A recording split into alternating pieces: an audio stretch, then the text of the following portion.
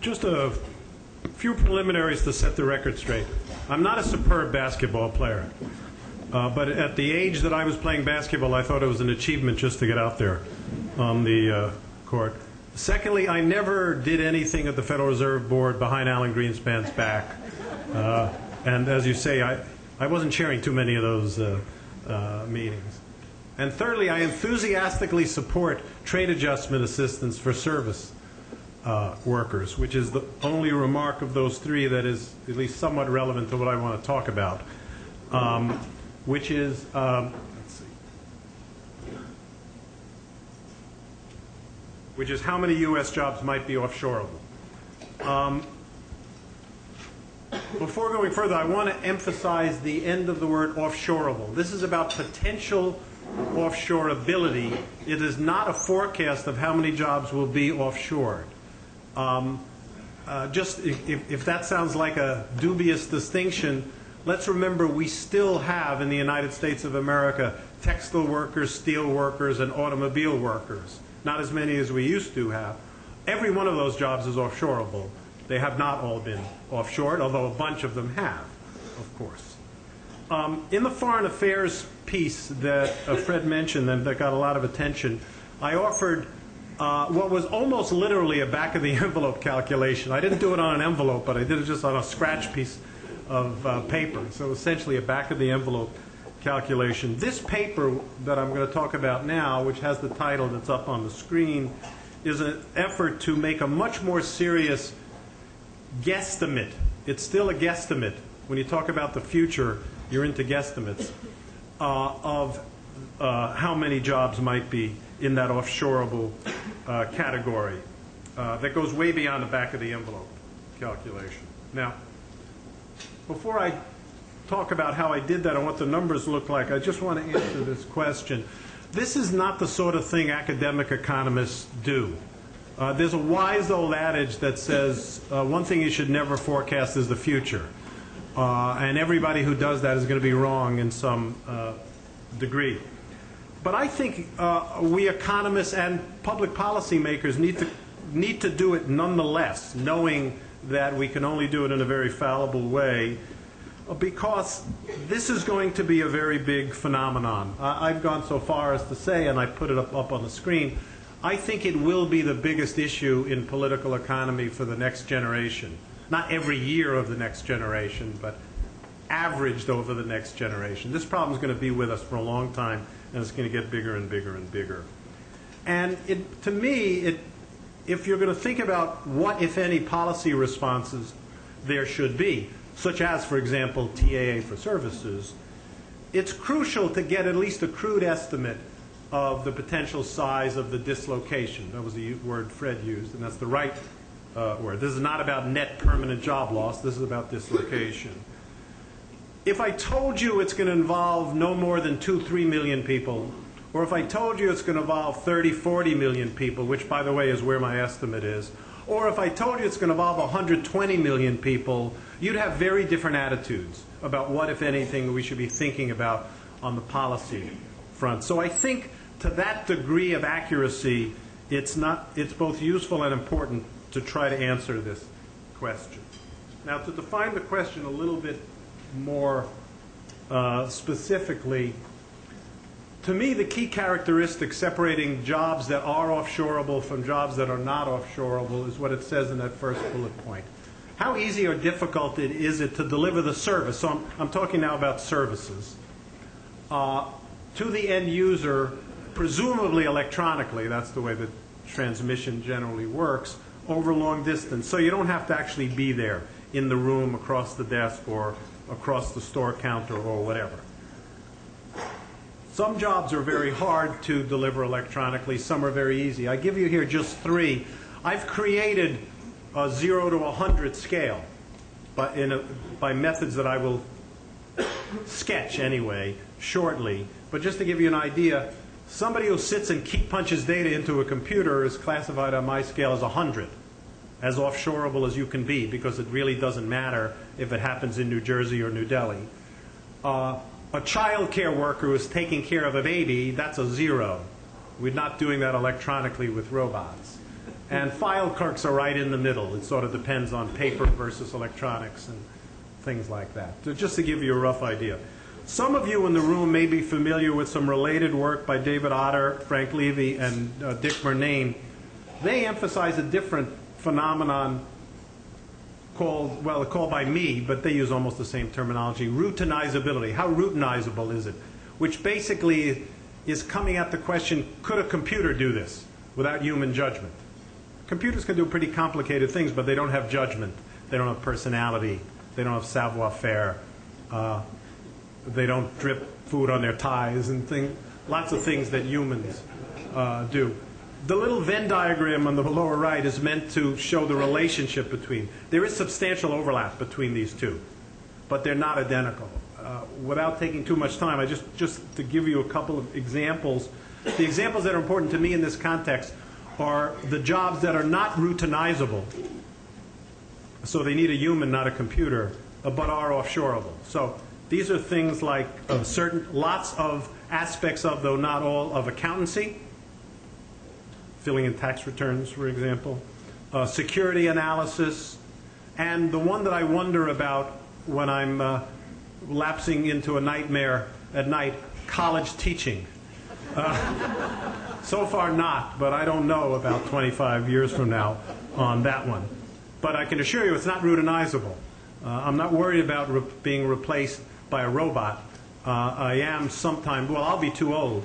I am worried about some of my younger colleagues being replaced by an equally smart, equally well-educated person in India who is transmitting the education electronically.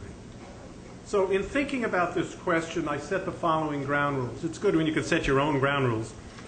As I said before and emphasized, this is about potential offshoreability. I'm making no attempt, and I have no basis, to project how many jobs will actually be moved offshore. I want to think about a decade or two ahead, not tomorrow, but not 100 years from now when Lord knows what the world will look like. And in doing that, I want to, in some sense, extrapolate normal technological progress, e.g. Moore's Law. I don't want to assume beam me up, Scotty, or anything like that. Now, who knows? 30 years from now, we may have beam me up, Scotty. I'm assuming that we don't have things like that. But that we do have vastly better ICT 30 years from now, 20, 30 years from now, than we do now. I work on the 2004 occupational mix, so I don't try to guess what the occupational mix will be in the year 2024, although this analysis is an input to such a guess. And I try to rank order these occupations, about 800 of them, in an ordinal. That is, this is more offshoreable than that. The exact numbers have no particular significance except that some numbers are higher than others. That's what I mean by an ordinal rather than a cardinal scale. And last, and certainly not least, and most controversial, this is a subjective measure, not objective, which brings me to the next slide, which basically asks the what's a nice girl like you doing in a place like this question. Why would a perfectly, well, let's leave aside perfectly respectable.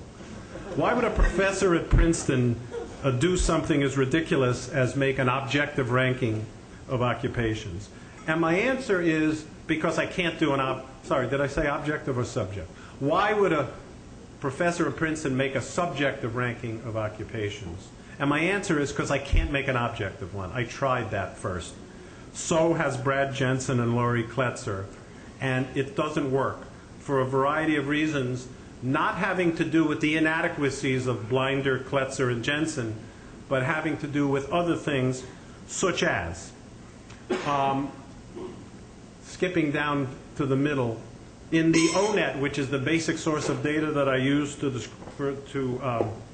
get descriptions of what happens in all these occupations, one of the things that the occupations are ranked on is communicating with persons outside the organization. So I looked at that and I said, oh, that's great, because that's something that would make something personal. You need to do it face-to-face and so on. However, I then quickly learned that could be by phone or email.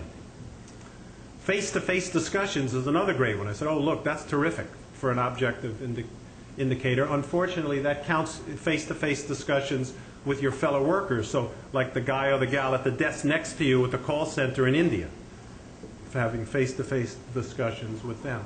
So that's not going to work. As Brad will talk about this in more detail, so I'm going to go over this very quickly. They base their analysis on tradability, which has to do with how concentrated the production is relative to the consumption. But it leads to things like calling lawyers and judges highly tradable and telephone operators non-tradable. That doesn't make a lot of sense to me. As I say, I don't mean this as a criticism of them in particular. It's an illustration of how difficult, and I think nearly impossible it is to do this objectively. Just as a kind of footnote, I'm going to show you some things about the subjective index in a minute, but I did create an objective index, which I hate. The rank which does a lot of silly things. And you look at it and you say, no, that doesn't make any sense at all.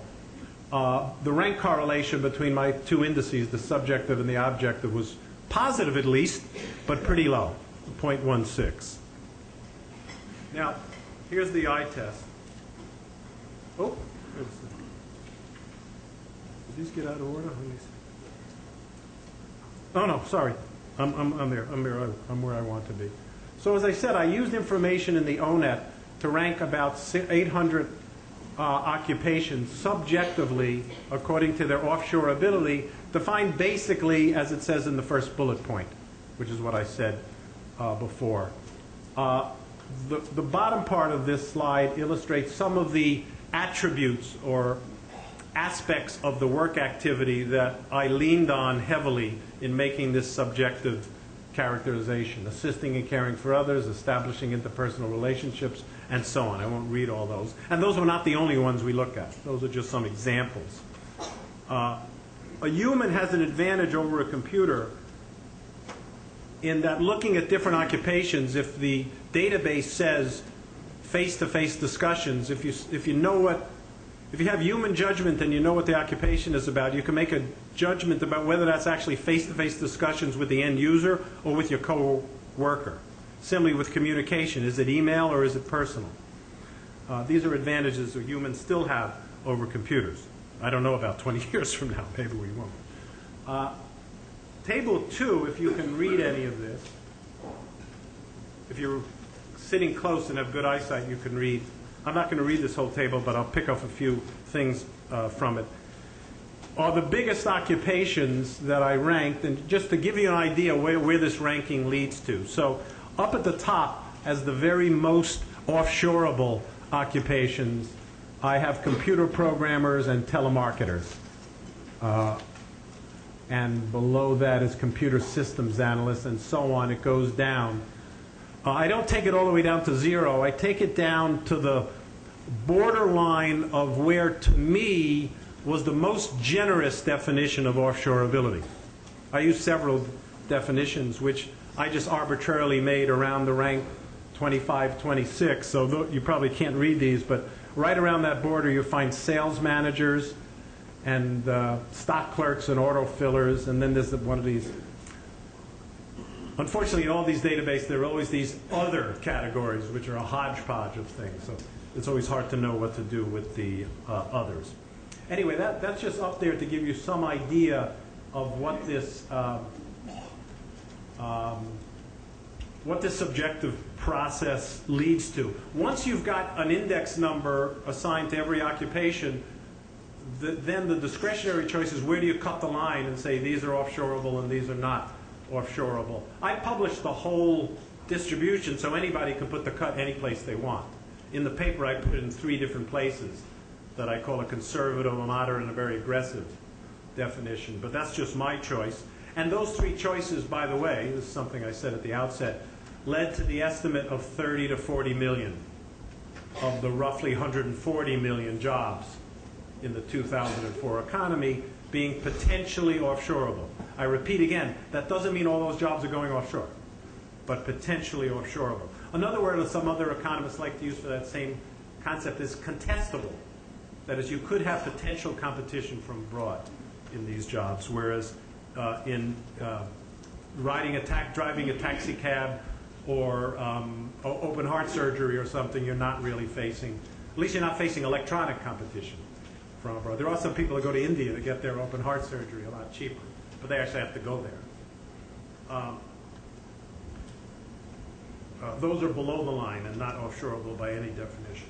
Now, so I already said that I tried as a kind of a cross-check, although I wasn't optimistic on its utility as a cross-check, to make an objective index. I also hired an experienced human resources professional, not an academic, to do the same thing. Telling, it was a her, not a him, that was just the way it worked out, telling her the criterion to be used, as I was saying before, but nothing about the details of how I wound up deciding what was a 37 and what was a 62 and what was a 91. I just told her the basic idea, and then she went to town on the, and I gave her the same data that I was using, and she went to town on it. And that's what I mean by double blind. I wasn't looking over her shoulder or telling her what to do. She didn't see anything that I had done, and she actually approached the task somewhat differently than I did, which is fine. This is subjective. Anyway, in terms of how well the two corresponded, which is very relevant to the feasibility of doing this job subjectively, in the subset of occupations where both of us ranked them as at least potentially offshoreable, even if difficult, the rank correlation is up there, was 0.38, which is not great, but not horrible either. There's something that in psychometrics, which I looked up for this occasion, called a kappa coefficient, analogous to R squared, meant for a 2x2 contingency table. So if you just look only, forget about my index that runs from 0 to 100, just look above the line to below the line. Yes, it's potentially offshoreable. No, it's impossible to offshore. And do the same with mine and with hers. You get a kappa coefficient of 0.79, which is quite high. So those are two indicators of how well or how or not well my subjective and her subjective rankings corresponded. If I got a few minutes, do I have a few minutes left? 2 minutes, good, that's perfect. God, I didn't know I had this so well timed. Just a few things about what happens if you actually use this index. So remember, what I've done is attach to each job title, each occupation, a number between 0 and 100. The rank correlation between the index and the educational attainment, the average educational attainment in that occupation. So college professors are very high, stock clerks are very low on that, was positive, not negative. When I first started thinking about this, I think there was but not very high. There was a feeling that it was negative, that it was low-end work that was going, like call centers, but high-end work wasn't.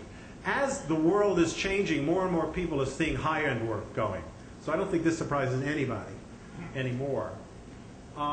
Interestingly, and not so surprisingly, once you see the correlation with education, the correlation with wages across these occupations was 0. I find this interesting for a number of reasons. One of which is that the big story of the last 30 years, I'd say, in the U.S. labor market has been what economists antiseptically call skill-biased technical progress, and what most people call uneducated people are getting screwed. They mean the same thing, basically.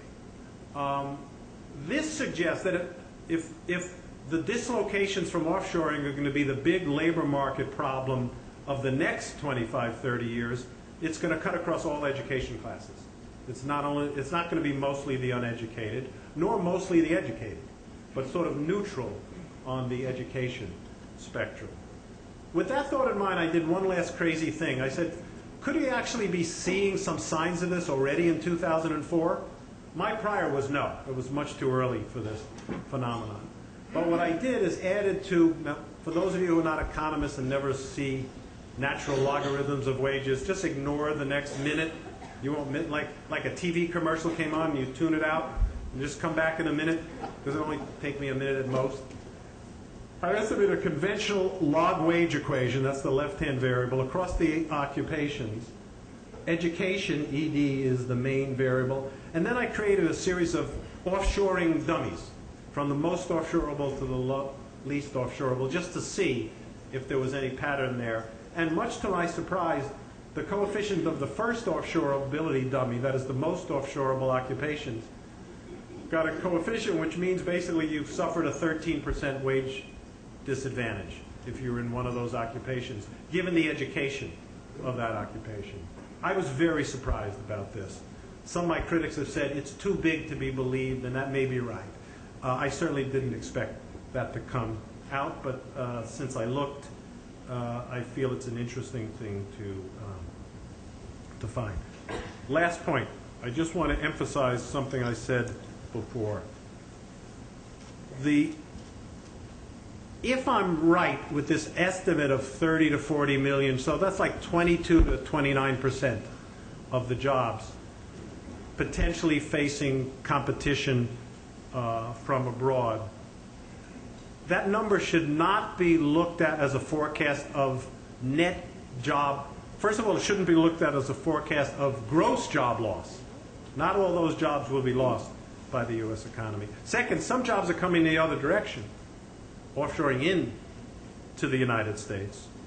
But most importantly, especially in the Peterson Institute of International Economics, the corresponding estimate of net job loss, once all the dust has settled, once we've borne the dislocation, and we're back to, quote, equilibrium, as if we ever get there, the corresponding estimate of net job loss from this phenomenon is 0. That's important, I think, to state that. That's it. Thank you.